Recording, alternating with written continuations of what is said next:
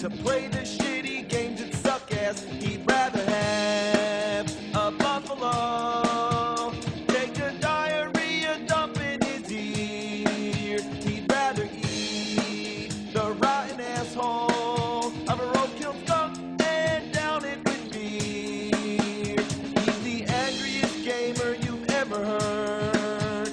He's the angry Nintendo nerd. He's the angry Atari Sega nerd. He's the angry video game nerd. Alright, let's play some Jag.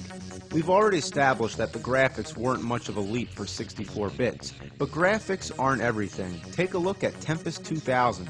It's an arcade-style game with a three-dimensional feel. It's really addicting and fun to play. Basically, you're in space with a bunch of 3D shapes, just shooting stuff and collecting power-ups. Funny to think that something so simple happens to be one of the best games the Jaguar has to offer. It even has some good kick-ass music. So kick-ass that there was actually a soundtrack on CD. But what's this monster on the cover? Does that ever happen in the game? Let's check out Alien vs. Predator.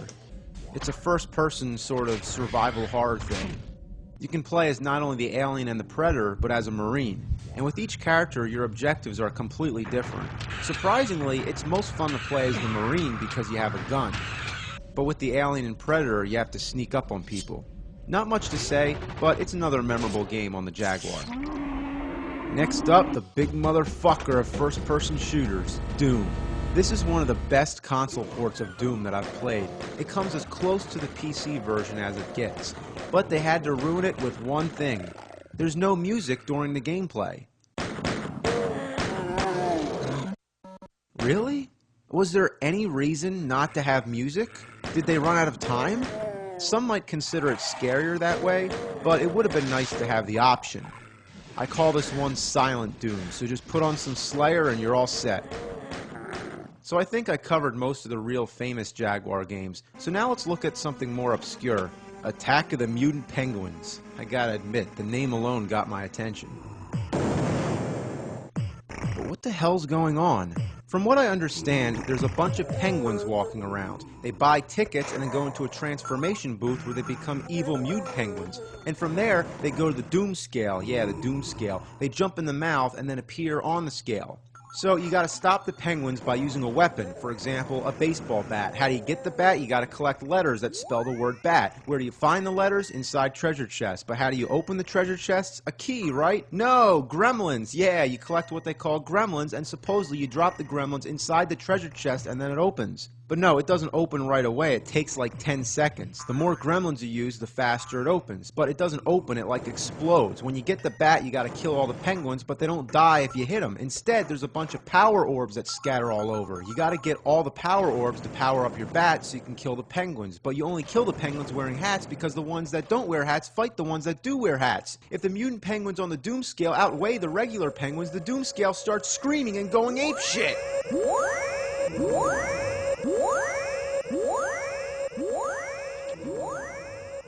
This is the weirdest game I've ever played. I mean, it's not bad if you're drunk or high or something, but how did they come up with this shit? I got it. I could come up with a game like this. How about you're a shark and you gotta shake palm trees till trains fall down, and you put the trains in an apple, and then turkeys come and eat the apples, and then the turkeys go up waterfalls, and to get them down, you have to collect monkey butts. So you drop the monkey butts on power lines, and then...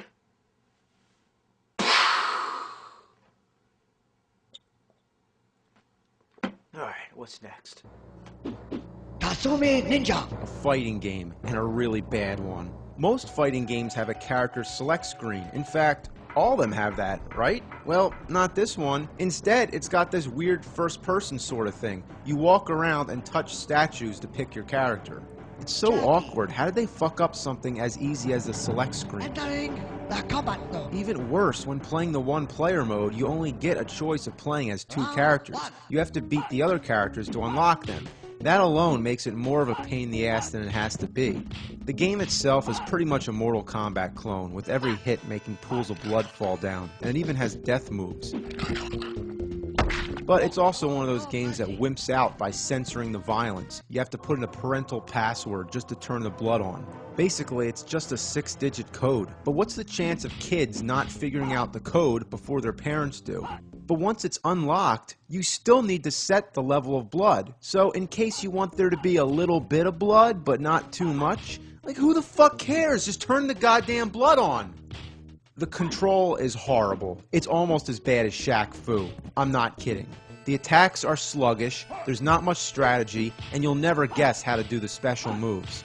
You try everything, back forward kick, down forward punch, half circle back punch, you know, the typical stuff. But none of that works, so you gotta either maybe have the instruction manual or go on the internet to get the moves. You gotta hold the C button, like instead of down forward C, you gotta hold C while you do it. Why couldn't it be something more common? I think one basic important thing in any fighting game is being able to pick it up and play. And the special moves are ridiculous. Like, what is this? He shoots fireballs at his dick?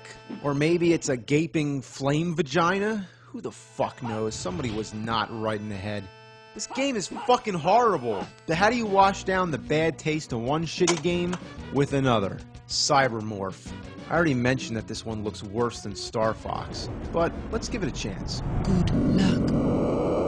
Where did you learn to fly? What's with this green face? It's disturbing. Where did you learn to fly? Stop talking to me. Where did you learn to fly?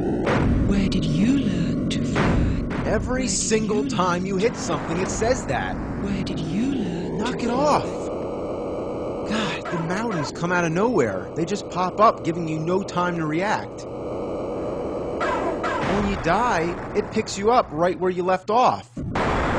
Sometimes I complain about games making you start back at the beginning, but this one literally puts you right back where you are. Imagine if in Super Mario Brothers you run into a Goomba and die. Okay, then what? Does it start you right in front of the Goomba again? Where did you learn? That voice just never stops. Where did you learn to Shut fly? up. Where did you learn to fly? Where did you learn to fly? Where did you learn Come to on! That's enough of that. fly? Where did you learn to fly? Oh, gotta get out of my head. Where did you learn to fly? Where did you learn to fly? Where did you learn to fly? Oh, I gotta get out of my head. Where did you learn? I gotta get out of my head. Where did you learn to fly? Stop! Where did you learn to fly? Oh shit! Oh shit! Where did you learn to fly? Where'd you learn to be an asshole? Jaguar, I've had all I can take. You're the most fucking... Did you just growl at me? Oh God!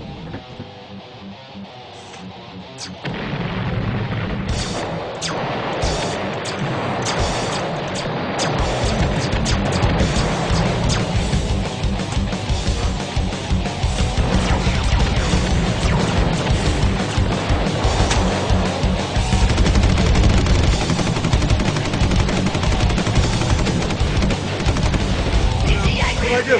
Take this, kitty! Sick him! Yeah, that's the real Jaguar!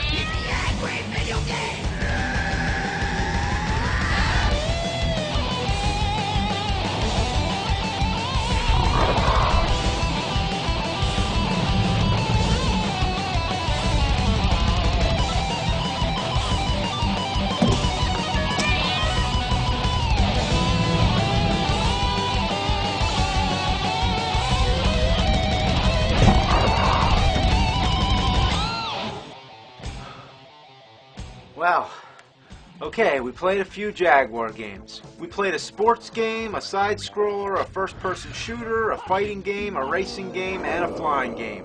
We played some good games, some bad games, and overall, makes me want to puke.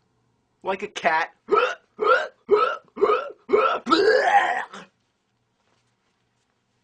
And then what do? They make a CD add-on. Yeah, the fucking Jaguar CD. There's something about this that perplexes me. You have a game console that not many people owned, so you make an add-on that requires owning the game console. What were they thinking? It should have just been its own individual game system. Besides, the fucking thing has its own AC adapter, so that's two. One for the Jaguar and one for the Jaguar CD. And that's some cool looking design. It looks just like a toilet. Yeah, it's a fucking toilet. What a perfect analogy. I would review some games, but there's one problem. Fucking bastard doesn't work. Not even the cartridge slot, so I can't even play my regular Jaguar games while this thing's connected. I tried using different AC adapters, but nothing worked. It simply won't read the disc. So I sent this broken piece of shit to my friend Richard to see if he could fix it. He invented the Nintoaster, a fully functional NES made out of a toaster. He also made the Super Genentari, which plays NES, SNES, Genesis, and Atari 2600 games. So game mechanisms are his specialty. If he can't fix it, then it's fucked. Here's his diagnosis. Yes, the Atari Jaguar CD. What a steaming pile of fucking shit that was. I want to make sure there's nothing wrong with the console itself first, just to rule it out. So I plug in a game, push the power button, the Jaguar logo comes careening towards me in the foreground, and after a particularly hilarious fucking startup sequence, I'm playing some Tempest 2000. Whoa! So now I know there's nothing wrong with the console itself. Time to move on to the CD unit. So I plug it in, hook up the additional 47 cables that came with it, push the power button, the logo comes careening towards me in the foreground, snarls, and the red screen of death indicating a connection problem. So, the first thing I did was deep clean every single contact point on both the console and the CD unit. I turned it on, red screen. Then I went back and made physical adjustments to every contact point in both the console and CD unit so it'd make a more solid connection. Turned it on, red screen. Finally, I just said fuck it and directly wired those two sons of bitches together, completely bypassing any and all cartridge ports and ruling out the remote chance of there ever being any kind of connection issue between the two systems. I turned it on, and guess what? Red screen! So at this point, I pretty much just gave up and shipped everything back to him, along with the Pong machine, which pretty much just says, I'm sorry, man, this thing is just too shitty for me to work on.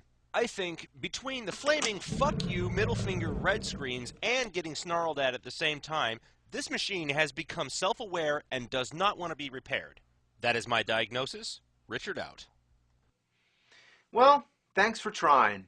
And thanks for the Pong console. Would you believe that a 30-year-old Pong console attached to a cell phone adapter would work, but a cutting-edge snarling Jaguar doesn't? There's something wrong here. And you know what? I blew $250 on this thing. So, you know what I did? Bought another one. Yeah. And guess what? It doesn't work either. So that's about $450 total I blew on two dead Jaguars. And these things are rare, so when the only two that I can manage to get my hands on just don't work, that leads me to believe that these things most definitely are self-aware. They don't want to work. You can't make them. They just refuse to be reviewed. And I've never had that happen. So, the end. I gotta take a shit.